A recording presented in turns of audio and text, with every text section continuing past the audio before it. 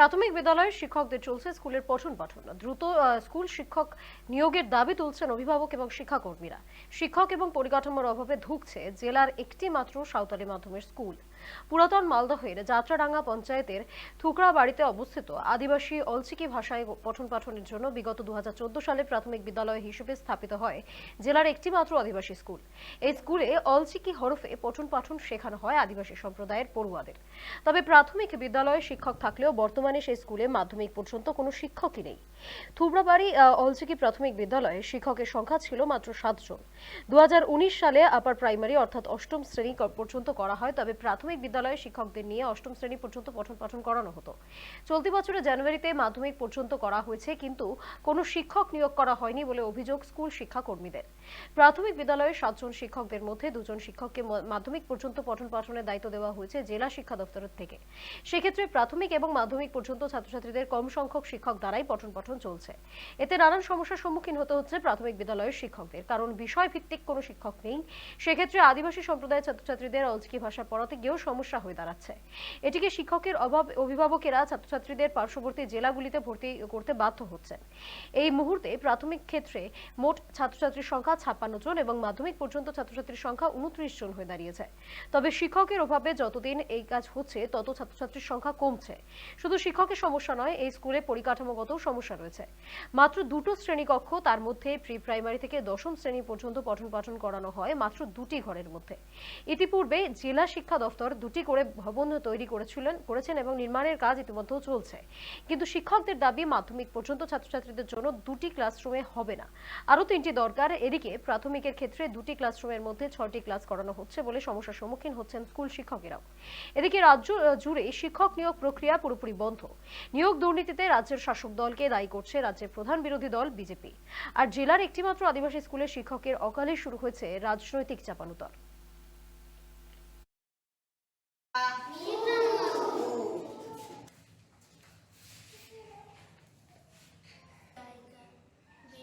স্কুলটা আপাতত আপার high school থেকে আপার থেকে হাই স্কুল হয়ে আছে আর কি।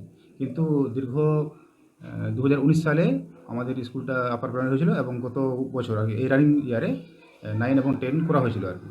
কিন্তু এখনও পর্যন্ত একটা শিক্ষক নেই। এটা একটা অনেক বড় সমস্যা আর কি। অবশ্যই জানানো হয়েছে, ডিআই অফিসে জানানো হয়েছে।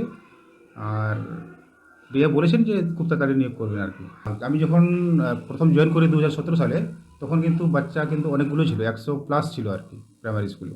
কিন্তু দিনে দিনে কমেছে, কারণ সঠিক পরিকাঠামোর একটা অভাব তৈরি হয়েছে এখানে আর কি। এখানে ঘরের পর্যাপ্ত পরিমাণ ঘর নেই।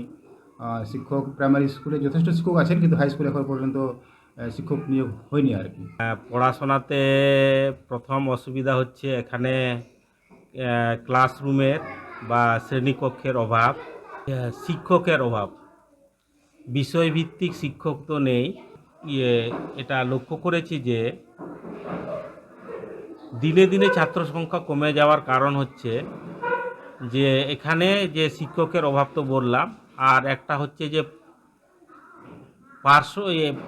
যে ধাপে ধাপে যে আপগ্রেডেশন হওয়ার দরকার, সেটা না হওয়ার ক্ষেত্রে পার্শ্ববর্তী জেলা মুর্শিদাবাদে এখানকার গার্জেন, যারা সচেতন গার্জেন, সামর্থ্য গার্জেন, তারা সেখানে তাদের ছেলে মেয়েদের স্থানান্তর করেছে, ওখানে ভর্তি করাচ্ছে। আমাদের এখানে একটু শিক্ষকের অভাব আছে, যে আমরা অভিভাবকরা যতটা আছি, গ্রামবাসী কিংবা যতদূর যাত্রাডাঙ্গা অঞ্চলের ছেলে মেয়েরা এখানে পড়াশোনা করছে, আমরা আদিবাসী ছাত্রগুলো কিংবা ছাত্রীগুলো, তার মধ্যস্থ দিয়ে এখন দেখতে পাচ্ছি যেটা, যে আমাদের পঞ্চম অবধি শিক্ষকরা আছে, কিন্তু আমাদের এই যে উচ্চ পদে এখন স্কুলটা এসছে, তা কিন্তু শিক্ষক এখনও কিন্তু আমরা প্রয়োগ দেখতে পাচ্ছি না।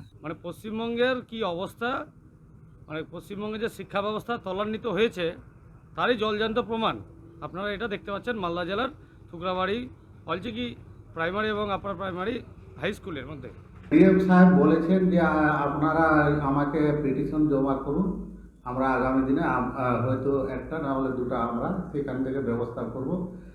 আপনারা জানেন যে বিজেপি সরকার, বিজেপি যারা ক্ষমতায় থাকলেও বিজেপি শুধু মানুষের অপপ্রচার করে, মানুষের কোনো কাজ কাম না, খাওয়া দাওয়া না, শুধু এটা মানুষের দুর্নাম করা, এটাই ওদের নিয়ম।